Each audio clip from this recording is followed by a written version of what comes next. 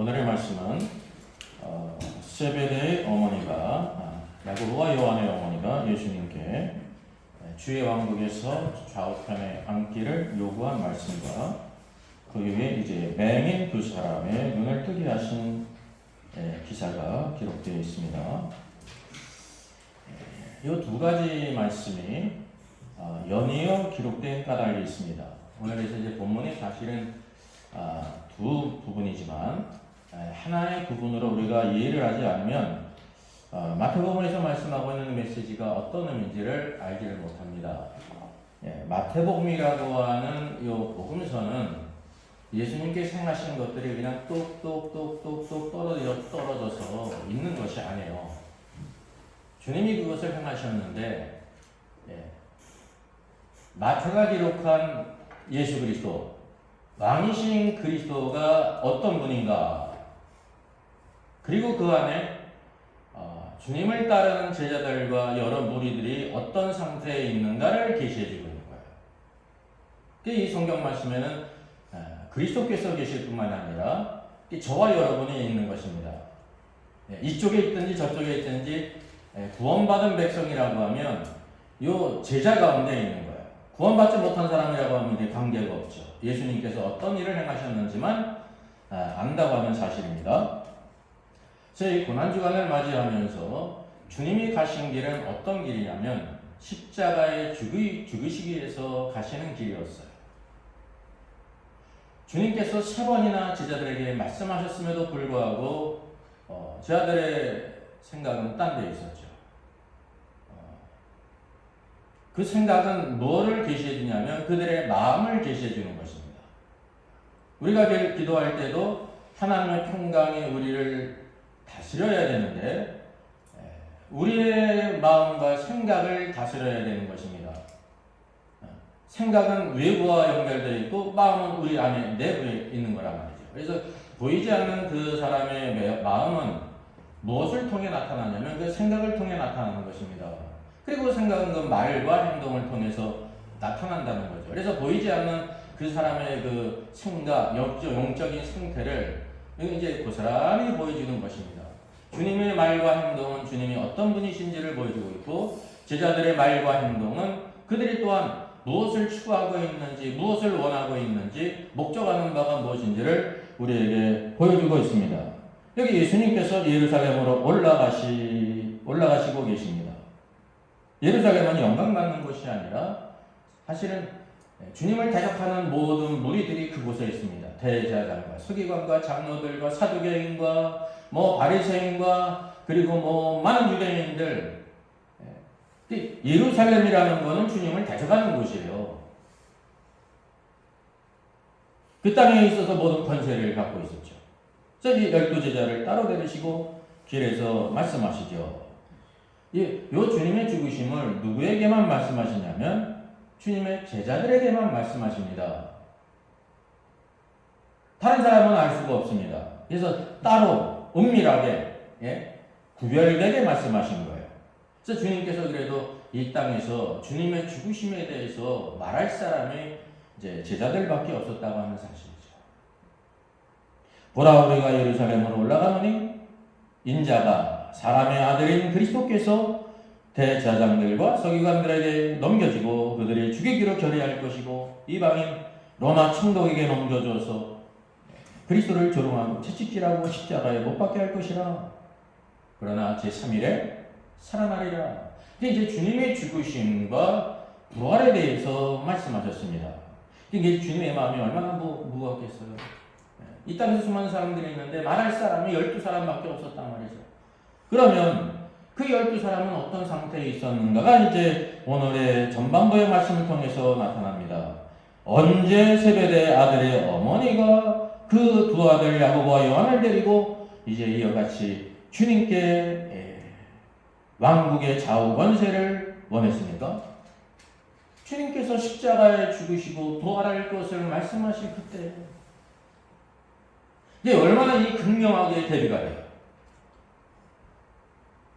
만약에 이 세베대의 아들들 어머니가 요 십자가에 죽으신 말씀을 한 이후에 여러 가지 일들을 행한 다음에 하셨다고 하면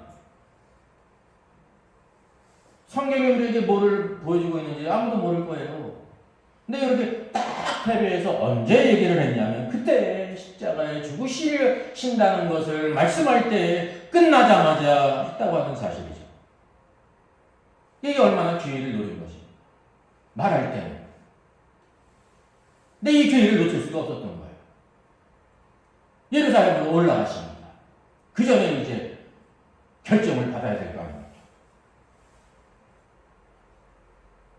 사실은요, 마태복음에서 세베대의 아들들의 어머니가 이와 같이 이제 왕국의 좌우 권세를 원했다고 하는데 마가복음 10장에 나오는 말씀을 보게 되면 이것과 이제 상이합니다. 어떻게 상이하냐면 세베대의 아들들의 어머니가 한 것이 아니라 야고보와 요한이 바로 그때에 예수님께 왕국에서 좌우 권세를 원했다고 말씀하고 있습니다.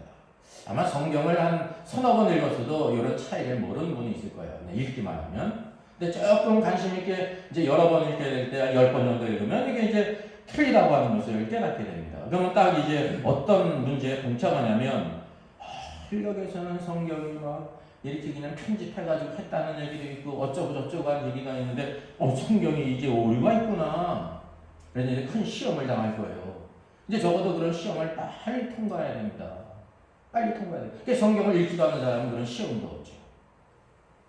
시험도 없으니까 하나님의 뜻도 모르죠.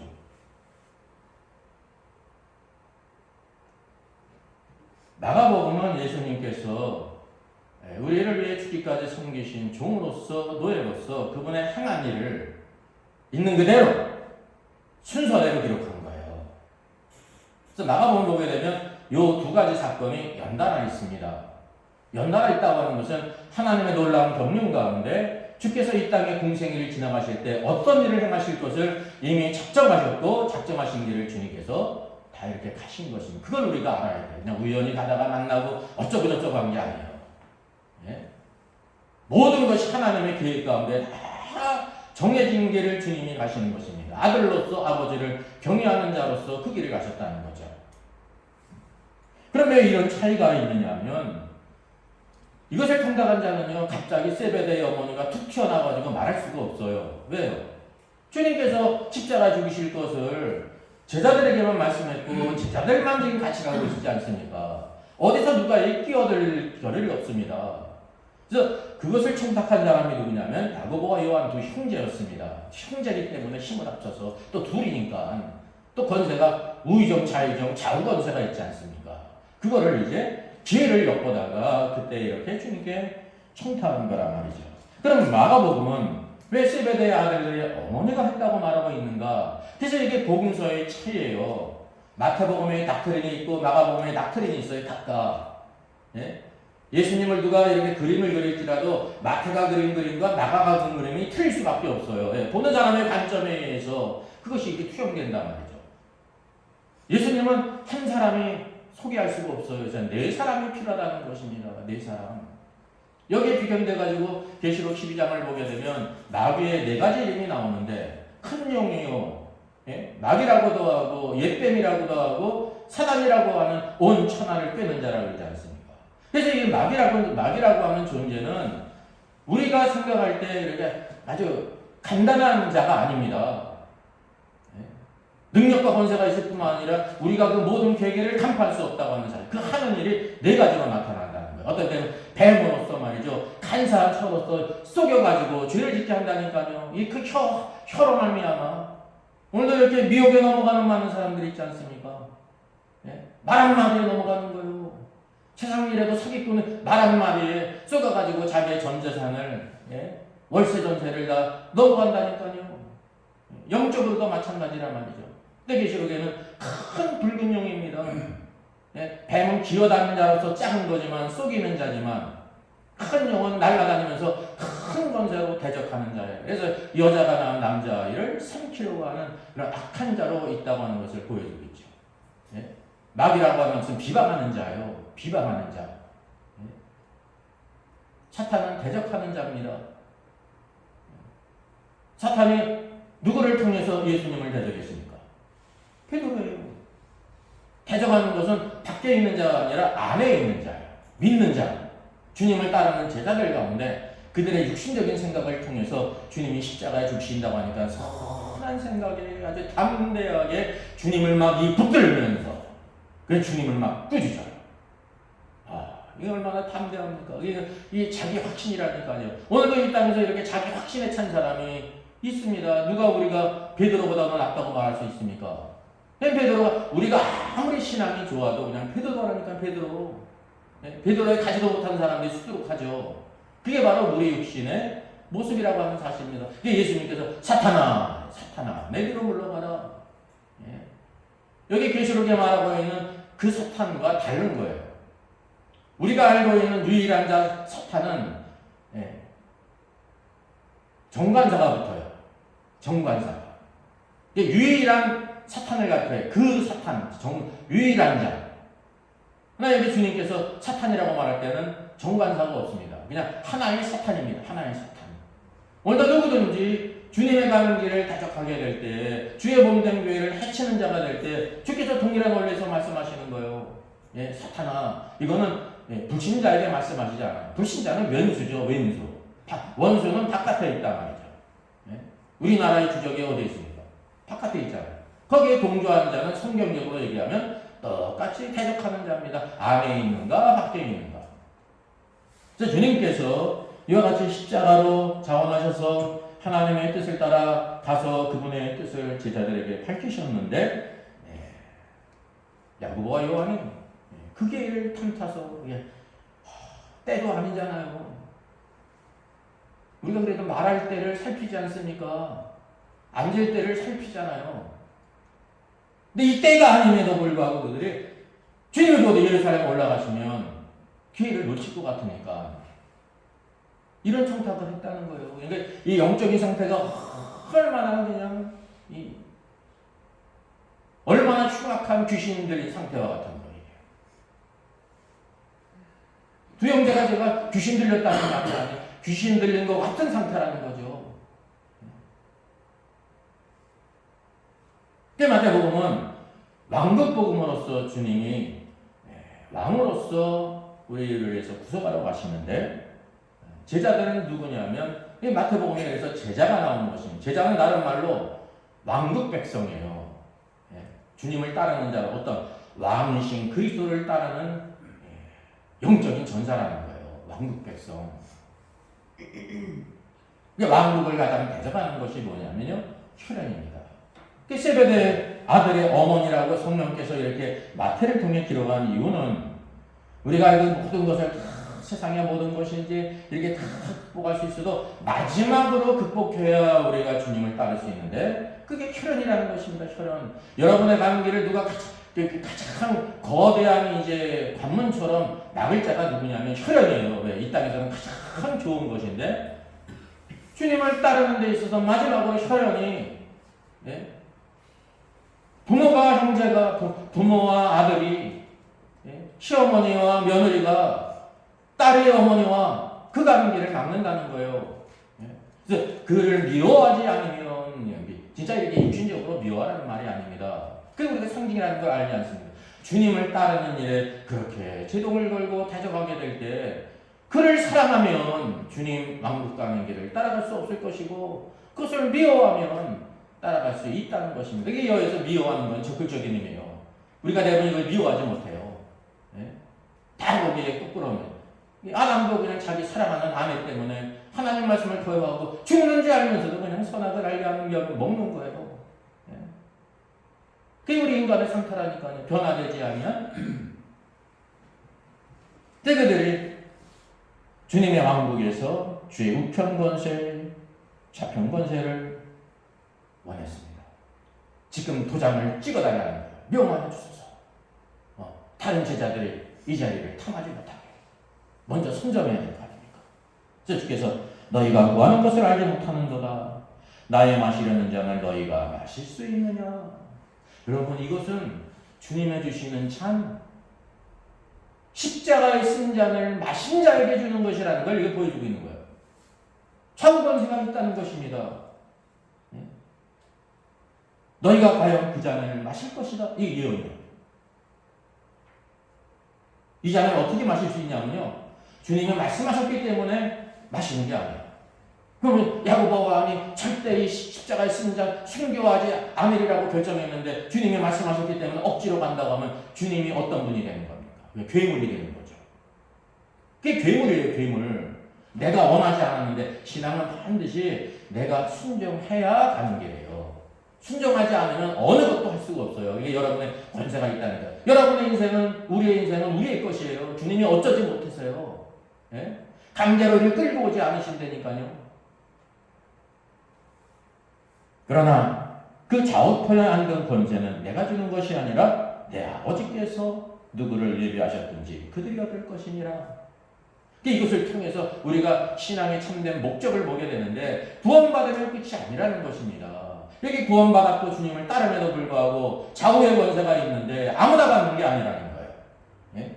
그 십자가의 신잔을 마실 뿐만이 아니라 아버지께서 그들을 위해서 예비하셨을 것이다. 이렇게 말씀하신다는 거죠. 네? 이것을 열 제자가 듣고 있었습니다. 두 형제에 대해서 더 얘기했습니다. 이게 인간적으로 충분히 이해하지 않습니까? 인간적으로. 네?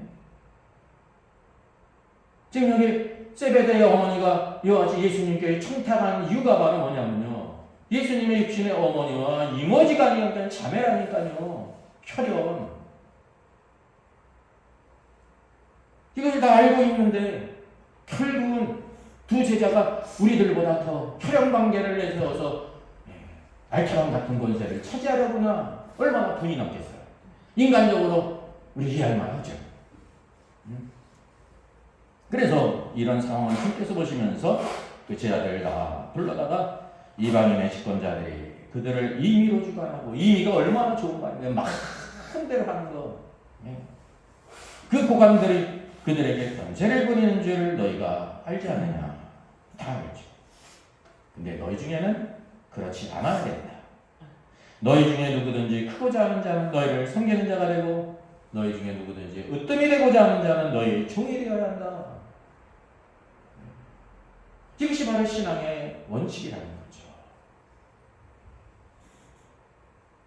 인자가 온 것은 섬김을 받으려 함이 아니라 도리어 섬기려 하고 자기 목숨을 많은 사람의 대속물로 주려 함이니라. 하나님의 아들 그리스도께서 이 땅에 사람의 아들로 온 이유가 섬김을 받으려 함이 아니라 죽기까지 섬기려 함이라. 너는 나를 따르는 자로서 이것을 배워야 되지 않느냐. 이게 정반대의 길을 가고 있었다는 거죠. 이어서 29절을 보게 되면 그들이 여리고에서 떠나갈 때에 큰 무리가 예수님을 따르더라. 이렇게 말씀하고 있습니다. 그러면서 그 이후의 말씀으로 넘어가는 거예요. 그때 맹인 두 사람이 길가에 앉아 있었습니다. 예수께서 지나가신 다음을 듣고 소리를 질렀어요. 주여 우리를 불쌍히 여기소서. 예수님께서 지나가신다고 하니까 이 기회를 놓치지 않기 위해서 어떻게 했습니까? 소리를 질렀습니다. 주여 우리를 불쌍히 여기소서. 다윗의 자손이요. 이 기회를 놓치면 안 되잖아요. 이 일이 실제로 있었던 거예요. 마가복음에도 순서적으로 나와 있어요. 예? 그래서 마가복음을 통해서 마태복음의 이 순서가 원래 주님이 행하셨던 그 순서대로 이루어졌다는 것을 보게 됩니다. 그리고 또 하나 우리가 주목해야 될 것이 마가복음과 마태복음에 틀린 부분이 있지 않습니까? 우리가 이미 이제 예수님께 좌우 권세를 요구한 사람이 마가복음에서는 두 형제였는데 마태복음에서는 두 형제 세베대 아들들의 어머니라고 말씀하고 있잖아요. 그 마태복음에 딱 들으니 혈연을 넘어야 된다는 거예요. 혈연. 하나님의 교회는 하나님의 권속은 무슨 피가 흐르는 거예요? 하나님의 피가 흐르는 거예요. 하나님의 피. 하나님의 피는 물질적으로 어떤 피예요? 예수의 피라니까요. 모두 예수 그리스도의 걸어가신 보혈로 구속함을 받았지. 이씨 김씨 그 피로 구원받은 게 아니라는 거예요. 그래서 새로운 가족이 됐다는 거예요. 새로운 가족. 그래서 교회는 공동체가 아닙니다. 하나님의 가족이고 그리스도의 몸이란 말이죠. 떼머리가 막 끄지죠. 잠잠하라 했습니다. 더욱 소리를 질렀습니다. 주여 우리를 불쌍히 여기소서. 다윗의 자손이요. 주께서 너에게 무엇을 해주기를 원하느냐. 철회기 아닙니까? 예. 마치 요술된 부처럼 소원이 하나 주어졌는데 그냥 억만금을 주십시오. 그래도 될 거 아닙니까? 근데 그들이 뭐라고 했습니까? 주여 우리가 눈뜨기를 원하나이다.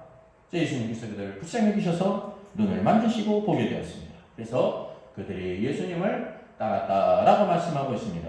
왜 원래 맹인은 누구냐면 마가복음 10장에 있는 것처럼 51절에 디메오의 아들 맹인 거지 타디메오예요. 말하는 말이 아들이라는 뜻입니다. 디메오의 아들 바디메오예요. 예? 마치 무슨 2세 그런 거 시니어 그런 뜻과 같죠. 그럼 왜 마태복음에서는 원래 맹인 거지 바디메오 한 사람이 주여 나를 불쌍히 여기소서 다윗사손이 외쳤는데 마가복음에 뜬금없이 맹인 두 사람이라고 했는가? 이 성경을 깊이 이거를 묵상하면 기도하며 묵상하면 그걸 깨닫게 되는 것입니다. 성경은 이렇게 뚝뚝뚝뚝 떨어져가지고 그렇게 기록되는 게 아니에요. 주님이 그것을 행하시고 이걸 기록됐다는 것은 서로 쭉 연결이 되는 거예요.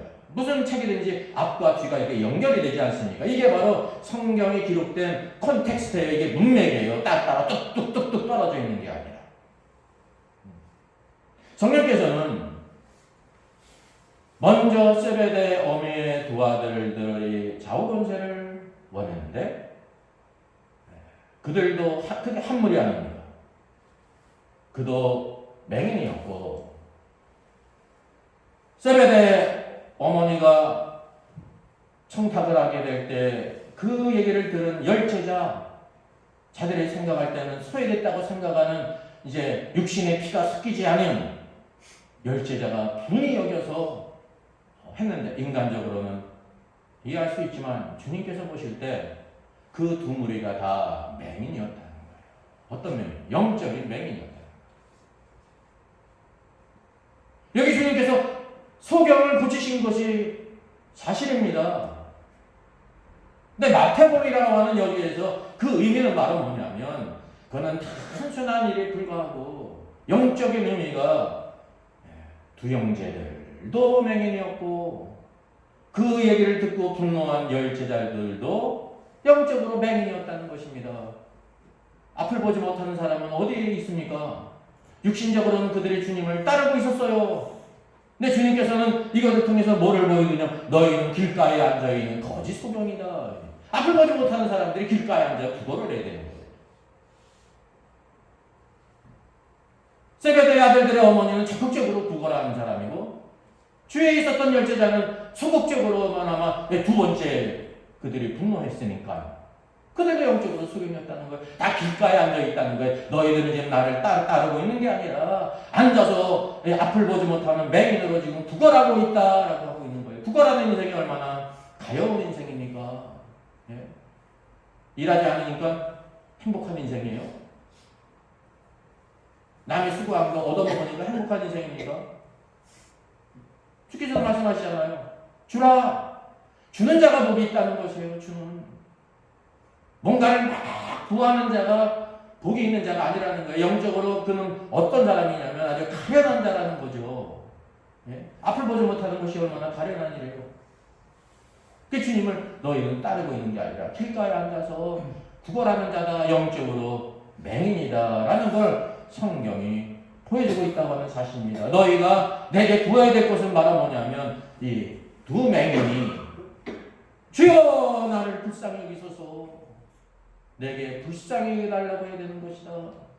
네.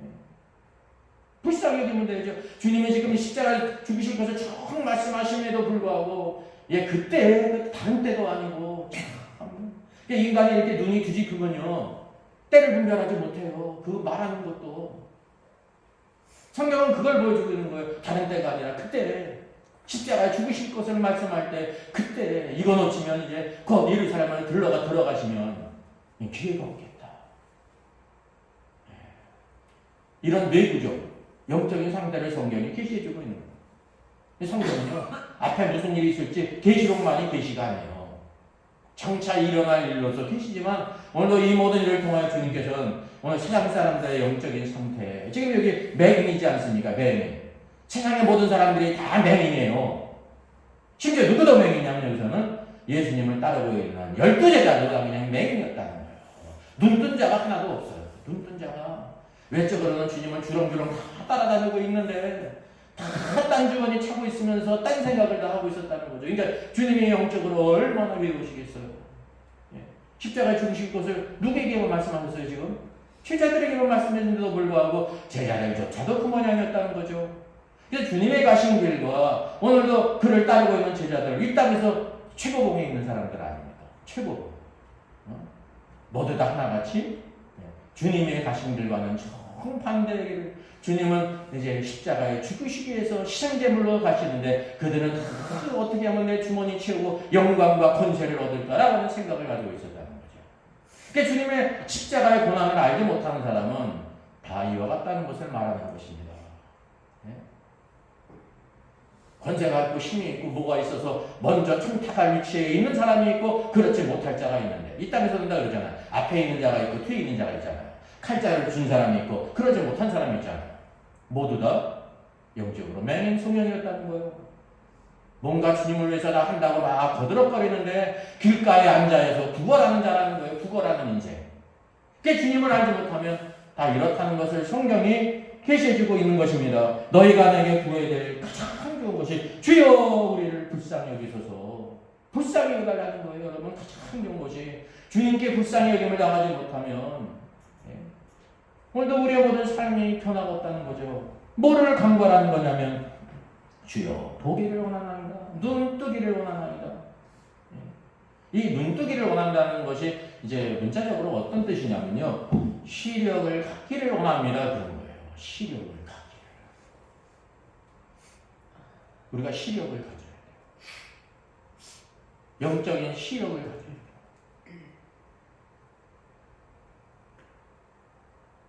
앞을 보지 못하는 사람이 아무리 달려가도 결승전에 갈 수 없으니까 그냥 열심히 달리는 것이지. 주님께서 그들의 눈을 만지시고 곧 보게 되었죠. 여기 누가복음 18장을 보게 되면 동일한 사건이 기록되어 있습니다. 여기는 한 명이 마가복음과 동일하게 길가에 앉아서 구걸하는 자죠. 특별히 여기에서는 뭐라고 하냐면 마태복음에서는 예수께서 지나가신 다음을 들었다 그러지 않습니까? 여기도 예수께서 제자들과 있는데 누가복음은 나사렛 예수께서 지나가신다고 합니다. 이게 뭐가 첨가되냐면 나사렛이 들어갔습니다. 누가복음은 예수 그리스도께서 참 사람이시라는 거예요. 인자라는 말이 많이 나오지 않습니까? 사람의 아들이에요. 이게 아들은 어떤 뜻이냐면요, 그냥 단지 그냥 작은 아들 그런 뜻이 아닙니다. 크든지 작든지 누구든지 아버지의 아들이면 아들이라고 말하는데, 이 휴오스는요 법적인 상속자에게만 쓸 수가 있는 거예요. 이 아들이라는 것은 아버지가 만드신 모든 것들의 법적인 상속자다. 그래서 하늘과 땅의 권세가 결국 십자가를 지시고 구속의 역사를 주신 주님께 돌아가지 않습니까? 마태복음 마지막 중 하나님 아버지께서 이 하늘과 땅의 모든 권세를 내게 주셨으니라고 말하는데, 누가 주신 거냐면 아버지께서 이 아들 상속자에게 주었다는 거예요. 저와 여러분은 지금 영적으로 어떤 상태냐면 요한복음 1장 12절에 말씀하고 있는 것처럼 영접하는 자고 그 이름을 믿는 자들에게는 하나님의 자녀가 되는 권세를 주셨다는 것입니다. 이 자녀는 아들이 아니에요. 아직 자녀요. 영어에서 children이라고 번역됐어요. 자녀. 근데 여기 자녀라는 뜻에는 어떤 뜻이 있냐면요, 헬라어 이 테크논인데, 테크논은 자녀라고 번역됐는데 나이에 상관이 없어요. 나이가 많든지 적든지 어떤 관계를 나타낼 때 쓰는 거냐면 아버지와 출생 관계가 있는 사람, 아버지의 생명이 있는 사람을 가리키는 거예요. 자녀는 그냥 응애 알게를 가리키는 게 아니에요. 영적으로 애기일 수도 있죠. 많을 수도 있어요. 우리 육신의 나이와 상관이 없습니다. 저가 바로 구원받았으면 하나님의 생명이 있어야 되는데 하나님으로부터 난 사람이냐 하면은 하나님께로부터 났다, 거듭났다고 할 때 하나님의 자녀가 쓰는 것입니다. 자녀. 그래서 하나님의 그 경륜은 뭐냐면 영적인 거듭남으로 하나님의 생명을 받아 하나님의 자녀라고 불리우는 자들이 무엇이 되는 거냐면 아들로 분류가 된다는 거예요. 아들 휴오스는 법적인 상속자. 그래서 왕국을 기업으로 받을 사람. 부자 청령 간원이 주님께 오게 될 때 내가 무엇을 하여야 영생을 기업으로 받을까요? 그거예요. 그는 구원받으러 온 사람이 아니에요. 어떻게 하면 내가 법적인 상속자로서 아버지의 그 모든 유산을 받을 수 있습니까? 그것 때문에 온 것이라고 하는 사실이죠. 그러니까 무엇 관계에 있는 거예요? 내가 무엇을 행해야가 맞는 것입니다. 왜요? 천국, 하늘의 왕국은 하나님의 뜻을 행하는 자에게 주신다고 말씀하고 있지 않습니까? 이게 바로 신앙생활의 신비라니까요. 자녀라는 것은 거듭남으로써 하나님의 전적인 은혜지만 그 이후에 우리가 영적으로 자라서 오늘도 그리스도를 따르는 제자 왕국 백성이 되게 될 때 장차 이기는 자로서 그 왕국을 상속할 자, 10도시를 다스리는 권세를 차지하라, 5도시를 다스리는 권세를 차지하라, 2도시를 다스리는 권세를 차지하라. 만약에 이게 한 문화를 이렇게 수건에 싸뒀다고 하면 그는 왕국에 들어갈 수가 없습니다. 왕국은 상이에요. 상, 보상이에요. 네? 나사렛의 말은 뭐냐면 너 예수 그리스도께서 인간적으로 어떤 예수였습니까? 사람이 볼 때 나사렛 예수. 그 사람들은 예수님 뭐라 나사렛에서 무슨 선한 것이 날 수 있느냐. 육신적으로 산 주님의 근원지를 가리키는 것입니다. 예수님은 베들레헴 예수가 아니에요. 베들레헴에서 탄생하셨지만 나사렛에서 자라셨기 때문에 나사렛 예수로 불리셨다고 하는 거죠. 인간적으로 볼 때는 어떤 거예요? 아주 열등한 거예요. 나사렛은 결코 선한 것이 날 수 없다. 게다가 세상에 무슨 메시아가 나사렛이나 미가서 성경에는 어디에서 태어나실 것을 예언했습니까? 베들레헴이거든요. 베들레헴. 그러니까 예수 그리스도가 어떤 분이냐면 비밀이라는 것입니다. 비밀. 비밀. 주님은 베들레헴에서 탄생하신 분이세요. 선지자 예언을 따라. 근데 우리는 뭐를 모르냐면 베들레헴에서 메시아가 탄생하는 것을 아는데 그 메시아께서 나사렛 예수로 불린다는 것을 모른다는 거죠. 빌립이 이걸 알았어요? 몰랐어요? 몰랐죠. 모를 때 제일 좋은 말이 뭐예요? 이런 여러분 변화해가지고 쓸데없는 말 들어놓지 말고 그 와 네가 보면 될 거 아니냐. 깨끗 나다면 주님을 만남으로 말하면 그가 하나님의 아들인 걸 고백하지 않습니다. 람이 권한 주가는 단지 우리를 위해서 죄를 위해서 죽으신 그분 그 누구나 다 아는 거잖아요. 주님의 십자가 죽으심은요 오늘도 우리의 죄의 문제를 해결하실 뿐만이 아니라 다시는 죄의 멍에를 매지 말고 종로를 하지 말고 오늘도 하나님의 자녀로 하나님의 권세를 가진 자로 길가에 앉아가지고 큰 영적인 맹인처럼 구걸하는 인생으로 살지 말고 거기 다 눈을 떠서 일어나서 여기 주님을 따라야 된다. 진정으로 주님을 따라야 된다고 하는 메시지라니까요. 여기 두 명이 눈에 치유하심을 받은 후에 어떤 일이 있습니까? 예수를 따릅니다. 어떤 사람만이 예수님을 따를 수 있냐면요. 영적인 소경의 상태에서 눈을 떠진 사람만이 주님을 따를 수가 있어요.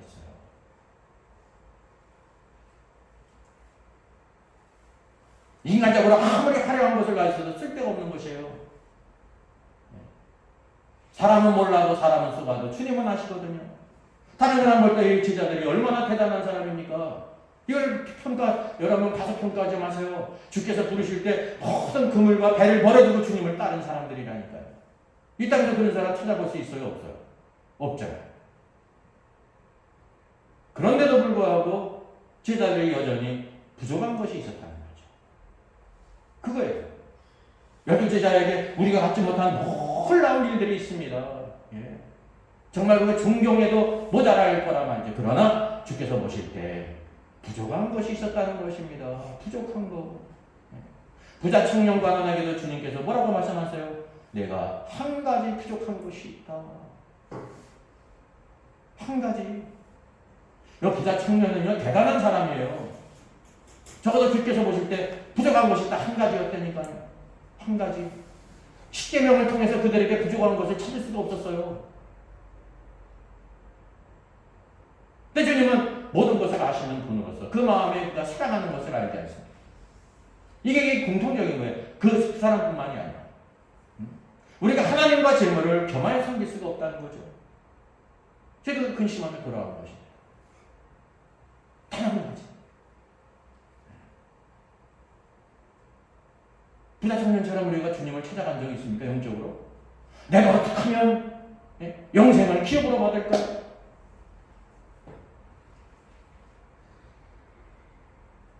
그러니까 여기 이 제자들은 우리 인간적으로 생각할 때 정말 놀라운 사람입니다.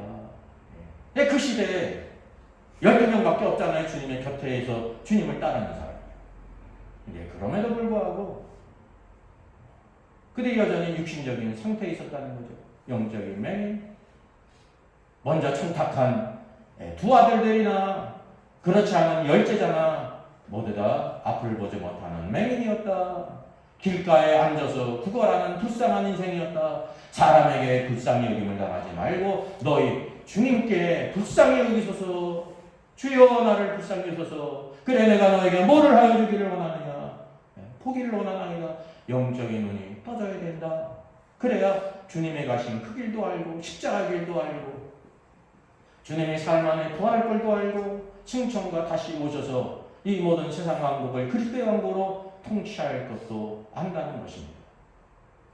오늘 이 고난주간 일째 날 오늘도 주님을 따르는 그 열두 제자들 이 말씀을 통해서 주님께서 그들의 영적인 상태를 계시하신 것입니다. 오늘도 내가 어떤 위치에 있는지를 바라보면서 우리가 할 수 있는 가장 좋은 것이 주여 나를 불쌍히 여기소서.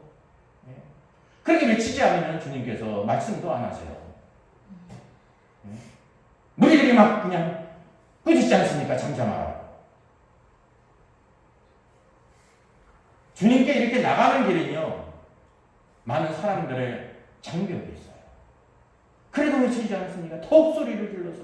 근데 주님께서 그래 내가 너 뭘 하여 주기를 원하느냐. 그때 주님께서 물으신다는 것입니다. 땅도 구하지 말고 내가 보기를 원하나이다. 여러분 앞을 보지 못하는 소경에게 억만금이 있는데 무슨 소용이 있겠습니까? 근데 인간적인 그게 이제 축복이에요. 가장 큰 축복은 사람이 줄 수 없는 것, 오직 주님만이 줄 수 있는 것. 내가 다시 눈을 떠서 보기를 원합니다. 이런 인생이 축복된 인생이라는 거죠. 봐서 뭐 하겠다는 거예요? 주님을 따르는 거예요. 주님을 따르는 인생이 최고의 인생이라는 것입니다. 오늘 이 말씀, 주님께서 하신 말씀, 오늘도 이 시대에 우리 모든 주의 백성들에게 주시는 말씀입니다. 오늘도 하나님의 말씀과 성령 안에서 오늘도 나의 영적인 상태를 보면서 주께서 우리에게 가장 좋은 길을 보이셨죠. 주여 나를 불쌍히 여기소서. 포기를 원합니다. 주께서 즉시 우리의 눈에 손을 대시고 보게 하시고 주님을 따르는 축복자가 되게 하십니다.